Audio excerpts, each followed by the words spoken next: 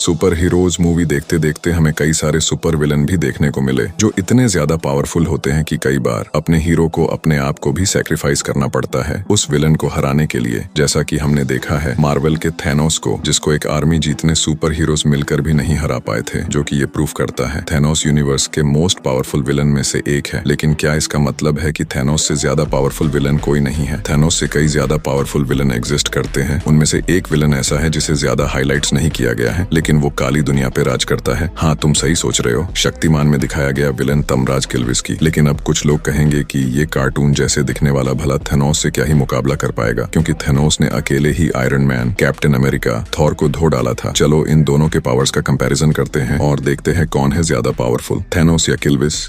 सबसे पहले तो हम यह देखते हैं कि किल्विश तमराज किल्विश कैसे बना और उसकी पावर्स का सोर्स क्या है। कहानी की स्टार्टिंग होती है महर्षि सर्वज्ञ के आश्रम से, जहां वो अपने कई सारे स्टूडेंट को मन और बॉडी को स्ट्रांग रखने की ट्रेनिंग देते हैं ताकि वो दुनिया में आने वाली बुराइयों से लड़ सके। और इन्हीं स्टूडेंट्स में से गुरुजी के दो स्टूडेंट्स वज्रबाहु और सत्य होते हैं, जो कि बाकी स्टूडेंट्स के मुकाबला ज्यादा इंटेलिजेंट और पावरफुल होते हैं। लेकिन गुरु सर्वज्ञ को जिस स्टूडेंट पे ज्यादा भरोसा होता है वह होते हैं सत्य, जिनको गुरुजी मन और बॉडी के अलावा एक स्पेशल तरह की ट्रेनिंग देते हैं, विचकालिस कायागमन, जिसमें इंसान की सोल अपनी बॉडी से निकालकर कहीं पर भी आ और जा सकती है और किसी भी डेड बॉडी में जाकर रह सकती है, या यूं कहो कि किसी मरे हुए इंसान के बॉडी पर अपना कब्जा कर सकती है। फिर एक दिन होता क्या है कि ट्रेनिंग के दौरान वज्रबाहु अपनी पूरी ताकत लगा के एक बड़े से पत्थर को तोड़ देता है, जिसको देख के वहाँ खड़े हुए लोग वज्रबाहु की तारीफ करने लगता है। इतने में ही वहाँ पर सत्य जाते हैं और एक दूसरे पत्थर को बिना छुए यानी अपनी सोल एनर्जी से ही तोड़ देते हैं। ये सब देख के वज्रबाहु काफी ज्यादा शॉक हो जाता है कि भाई ऐसा कैसे हो सकता है, और उसको शक होता है कि गुरु सर्वज्ञ जरूर सत्य को कोई स्पेशल ट्रेनिंग दे रहे हैं। ये सोचते हुए वज्रबाहु सत्य का पीछा करते करते उसी जगह पर जा पहुंचता है जहां सर्वज्ञ सत्य को कायागमन का ट्रेनिंग दे रहे होते हैं। अब क्योंकि वज्रबाहु इंटेलिजेंट था तो चुपके से वह सब कुछ सीख लेता है जो कि सत्य ने सीखा था। लेकिन अब यहाँ पे सवाल ये है कि गुरु सर्वज्ञ सिर्फ सत्य को ही कायागमन की नॉलेज क्यों देते थे? क्योंकि अगर वो चाहते तो अपने आश्रम के सभी स्टूडेंट को ये नॉलेज दे सकते थे, जिससे उनकी टीम और भी ज्यादा पावरफुल हो जाती। तो फिर उन्होंने ऐसा क्यों नहीं किया? तो भाई इसके पीछे दो रीजन थे। पहले की सर्वज्ञ सत्य को अपने बाद आश्रम को उत्तराधिकारी बनाना चाहते थे, जिस वजह से वह सत्य को वो सारी नॉलेज या कहे पावर्स दे रहे थे जो कि उनके पास थी। और दूसरा बड़ा रीजन था शक्तिपुंज। शक्तिपुंज बेसिकली एक पावर सोर्स या कहे तो एक तरह का वेपन है, जो कि इतना ज्यादा पावरफुल है कि अगर वो किसी बुरे इंसान के पास पहुंच जाता है तो वो दुनिया को बर्बाद भी कर सकता है। इसीलिए गुरु सर्वज्ञ सत्य को ज्यादा से ज्यादा पावरफुल बनाने की कोशिश कर रहे थे ताकि वो उनके बाद आश्रम के साथ साथ शक्तिपुंज की भी रक्षा कर सके। लेकिन यह सब कुछ पता चल जाता है वज्रबाहु को, और ये सब कुछ जान के वो काफी ज्यादा गुस्सा होता है, क्योंकि वो भी आश्रम का टॉप स्टूडेंट था। तो उसको लगता है कि इन सब चीजों पर उसका भी हक बनता था। यही वजह होती है कि वज्रबाहु अच्छाई को छोड़कर बुराई के रास्ते पर निकाल पड़ता है। और अब उसका टाइम होता है कि कैसी भी करके उसको आश्रम और शक्तिपुंज पर कब्जा करना है। और होता भी कुछ ऐसा ही है। एक दिन जब सर्वज्ञ अपनी बॉडी से सोल को अलग करके दुनिया में पल रही बुराइयों को देखने गए हुए होते हैं, तब वज्रबाहु अपनी सोल को गुरु की बॉडी में इंटर करके उनकी बॉडी पर कब्जा कर लेते हैं और अपनी बॉडी को आग में जला देता है। जब तक गुरु सर्वज्ञ की सोल वापस आती है तब तक काफी देर हो चुकी होती है।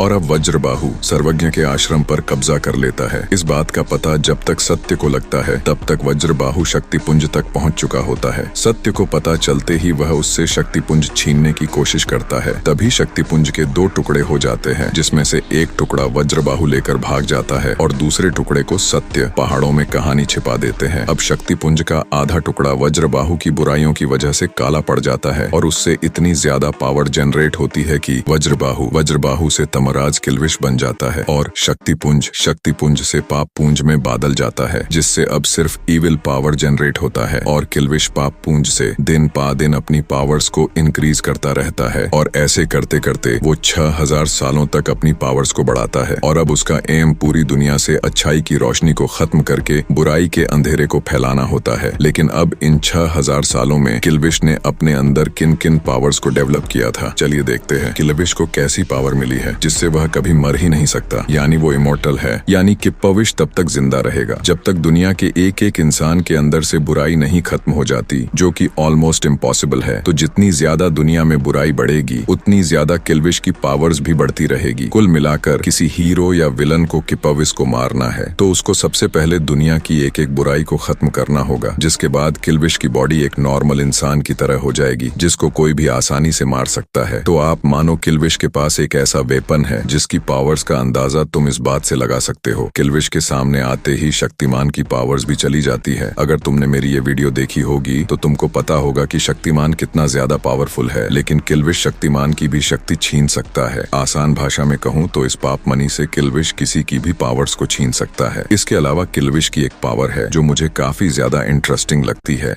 जिससे वो ये पता कर सकता है कि सामने वाले की दिमाग में क्या चल रहा है। इन शॉर्ट वो किसी के भी मन को रीड कर सकता है, जिससे वो अपने दुश्मन के इरादों को समझकर उसको पहले ही बीट कर देता है। दुनिया के किसी भी इंसान के रूप में किल्विश रह सकता है, जिससे उसको अपने दुश्मन तक पहुंचने और उसे हराने में काफी आसानी रहती है। इसके अलावा उसके पास है सुपर स्पीड, जिससे वो पलक झपकते ही कहीं पर भी आ और जा सकता है। सुपर स्ट्रेंथ, जिससे वो बड़े से बड़े पावरफुल सुपर हीरो से लड़ सकता है, जिसमें उसके कई ऐसे पावरफुल गुलाम है जो कि कई सुपर हीरो से भी ज्यादा पावरफुल है। और भी कई सारी छोटी बड़ी पावर्स है जिसको अगर मैं बताने बैठ जाऊंगा तो वीडियो बहुत ही ज्यादा बड़ी हो जाएगी। इसीलिए सिर्फ इतना समझ लो, किल्विश डार्क वर्ल्ड किंग है जिसको बीट करना हर किसी के बस की बात नहीं है। लेकिन सबसे पहले तो हम ये देखते हैं कि थैनोस की स्टोरी क्या है और इसको इतनी पावर्स आखिर मिली कहाँ से है। कहानी शुरू होती है सर्टेन के प्लेनेट मून टाइटन से, जहाँ के लोग दिखने में तो इंसानों की तरह ही होते हैं, लेकिन एक्चुअल में वो इंटरनल प्रजाति के होते हैं। और इसी प्लेनेट पे थैनोस का जन्म होता है। लेकिन प्रॉब्लम ये होती है कि ये दिखने में बाकी टाइटन वासियों से बिल्कुल ही अलग होता है, जिसकी वजह थी उसके अंदर डेवियंस प्रजाति का डीएनए था। डेवियंस बेसिकली इंटरनल के ही जेनेटिकली मॉडिफाइड प्रजाति हैं, जिनको सेलेस्टियल्स ने बनाया था। आसान भाषा में कहूँ तो थैनोस एक म्यूटेंट है और इसी डेवियंस की वजह से वो बाकी टनल के मुकाबले फिजिकल और मेंटली स्ट्रांग है, क्योंकि ये दिखने में बाकी टाइटन वासियों से बिल्कुल ही अलग था। तो वो ज्यादा किसी के साथ घुल मिलकर नहीं रहता था, बल्कि वो अपना ज्यादा टाइम बुक्स पढ़ने और यूनिवर्स की नॉलेज गेन करने में लगाता था। इसी वजह से उसको टीन एज में ही कई सारे प्लैनेट्स और यूनिवर्स की नॉलेज हो गई थी। फिर धीरे धीरे टाइम बीतता है और थैनोस की मुलाकात एक अजीब सी लड़की से होती है, जो कि बेसिकली एक नॉर्मल लड़की नहीं होती बल्कि मौत की देवी होती है, जिससे थैनोस प्यार कर बैठता है। अब क्योंकि वो मौत की देवी होती है तो उसको खून खराबा और मौत ही पसंद होती है। इस चक्कर में थैनोस इस डेथ की देवी को खुश करने इसलिए यूनिवर्स में घूमता है और कई सारे प्लैनेट्स को डिस्ट्रॉय कर देता है। फिर एक बार जब थैनोस के होम प्लेनेट यानी टाइटन पर आबादी बढ़ रही होती है और जीने के लिए सोर्स कम हो जाते हैं, तो थानोस टाइटेनियंस को ये आइडिया देता है कि क्यों ना टाइटन के आधे लोगों को मार दें, ताकि बचे हुए आधे लोग सारे रिसोर्सेज के साथ आराम से रह सके। ये बात सुनकर टाइटन के लोग थैनोस को पागल करार देते हैं, जिसके बाद थानोस को इतना ज्यादा गुस्सा आता है कि वो अपनी आर्मी के साथ मिलकर अपनी ही प्लेनेट को डिस्ट्रॉय कर देता है। और अब उसका टाइम होता है यूनिवर्स के आधे लोगों को खत्म करना। अब क्योंकि उसको यूनिवर्स के आधे लोगों को खत्म करना था, तो अगर वो एक एक प्लेनेट पे जाके प्रैक्टिकली सबको मारता तो इसमें सदियों का टाइम लग जाता। इसीलिए वो इन्फिनिटी स्टोन्स को इकट्ठा करने में लग जाता है, ताकि उसके एक ही स्नैप्स से यूनिवर्स के आधी पॉपुलेशन खत्म हो जाए, जैसा कि भाई हमने एवेंजर्स इन्फिनिटी वॉर में देखा ही हुआ है। अब जो थैनोस हमको इन्फिनिटी वॉर में दिखाया गया था, उसकी एज 1000 साल से भी ज्यादा होती है और इन 1000 सालों में उसने अपने अंदर किन किन पावर्स को डेवलप किया था, चलिए देखते हैं। जैसा कि मैंने बताया कि थैनोस एक म्यूटेंट है, जिस वजह से वह फिजिकल बहुत ही ज्यादा स्ट्रांग है। इसकी ताकत का अंदाजा हम इस बात से ही लगा सकते हैं, जिसने हल्क जैसे पावरफुल अवेंजर को हैंड टू हैंड फाइट में हर दिया था। टेसेरैक्ट, जिसको सिर्फ चुने से ही लोगों के पसीने छूट जाते हैं, उसको इसने अपने सिर्फ एक हाथ से ही मसल दिया था। लोकी जैसे गॉड को इसने किसी वेपन या स्टोन से नहीं बल्कि गला दबा के ही मार दिया था। विजन की वाइब्रेनियम बॉडी को अपनी उंगलियां से ही तोड़कर माइंड स्टोन निकाल लिया था।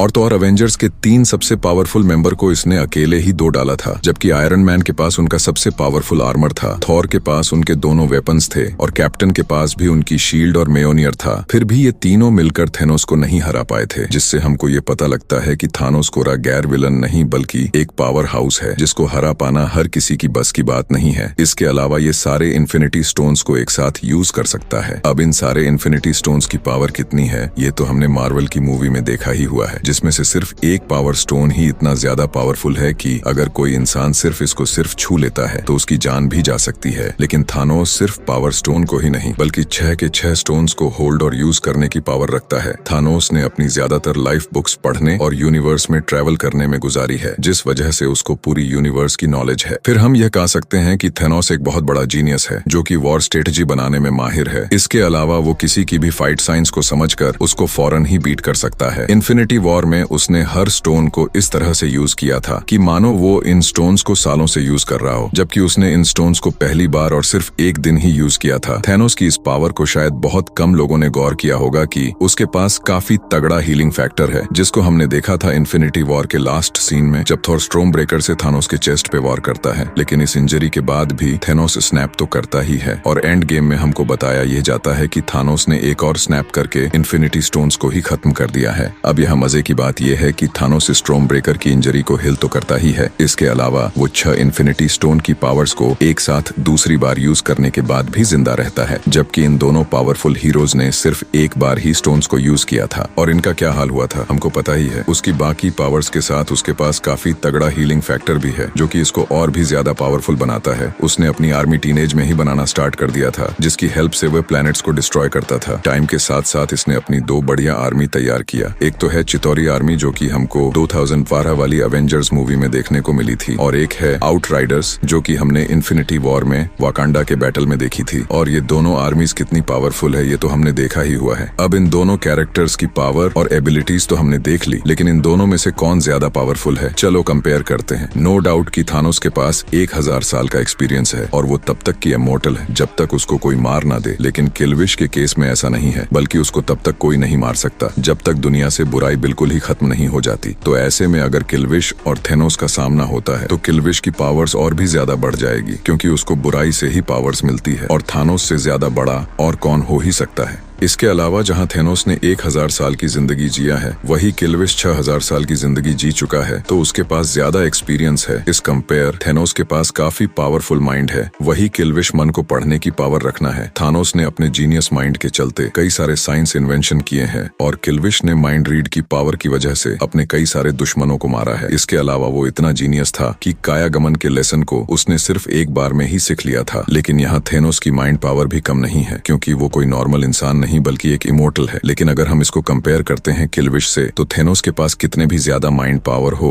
लेकिन वो किसी के मन को रीड नहीं कर सकता। तो यहाँ माइंड के मामले में किलविश जीत जाता है। स्ट्रेंथ के बारे में अगर बात किया जाए तो किलविश इस मामले में थानोस के मुकाबला काफी आगे है, क्योंकि फाइट के दौरान किलविश को किसी वेपन की जरूरत नहीं होती है। लेकिन थेनोस सिर्फ अपनी फिजिकल स्ट्रेंथ से ही लोगों को धूल चटा देता है। कॉमिक्स में तो थेनोस की पावर्स इतनी ज्यादा बताई गई है कि अगर वो फुल फोर्स लगा के धरती पर पांच मारता है तो पूरा प्लेनेट ही डिस्ट्रॉय हो सकता है। तो स्ट्रेंथ के मामले में थेनोस आगे है। किलविश की आर्मी में उसके कई सारे नुमाइंदे हैं जो कि अलग अलग पावर्स रखते हैं, लेकिन थेनोस की आर्मी इतनी ज्यादा क्रेजी है कि उनको मौत का डर ही नहीं होता। उनका टारगेट होता है बस सामने वाले को मारना, जैसा कि हमने इन्फिनिटी वॉर में देखा ही हुआ है। तो भाई इतने सारे कंपैरिजन करने के बाद हमको ये पता लगता है कि डेफिनेटली थेनोस पावरफुल तो है, लेकिन अगर बात की जाए किलविश को बीट करने की तो वो उसको बीट नहीं कर सकता, क्योंकि जितनी पावर्स किलविश के पास हैं उनको शक्तिमान शो में अच्छे से प्रेजेंट नहीं किया गया था, क्योंकि उस टाइम इतनी टेक्नोलॉजी ही नहीं थी। लेकिन अगर आज के टाइम में किलविश के कैरेक्टर को प्रेजेंट किया जाता है तो डेफिनेटली हर किसी को यही लगेगा कि यूनिवर्स का मोस्ट पावरफुल विलन किलविश ही है, क्योंकि हर कैरेक्टर को स्क्रीन पर प्रेजेंट करने का तरीका ही उसको पावरफुल दिखता है। अब आपके हिसाब से कौन सा कैरेक्टर ज्यादा पावरफुल है, थेनोस या किलविश? कमेंट में जरूर बताएं, और हाँ जाते जाते अपने छोटे भाई का चैनल जरूर सब्सक्राइब करें।